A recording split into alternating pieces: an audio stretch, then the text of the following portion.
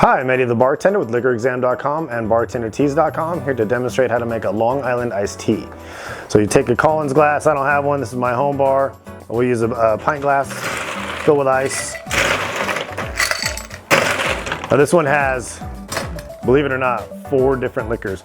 Sometimes there's 5, I'll explain why. So I will use vodka, gin, rum, and triple sec, but some bartenders and some establishments may also use tequila. But I don't like the way that tastes, and most of the customers I've served don't either. So I'll stick to vodka, gin, rum, triple sec, equal parts. So we'll do a ½ ounce of each. Now this is one of the more potent drinks that you'll serve to your guests. You want to be careful. You know, if you have a younger client ordering multiple drinks, you know, watch out. You don't want to give them too many of these. One might be enough. So vodka, gin, rum, triple sec, sweet and sour, and a splash of Coke.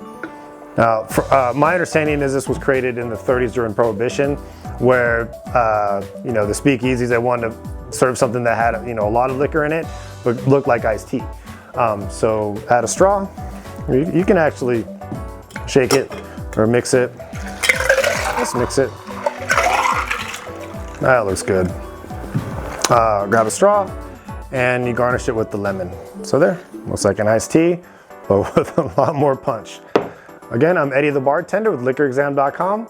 If you're interested in bartender apparel like what I'm wearing, head over to bartenderteas.com, where we carry a full line of sweatshirts, hoodies, t-shirts, tank tops, and hats, and accessories. I'll see you on the next one. Bye-bye.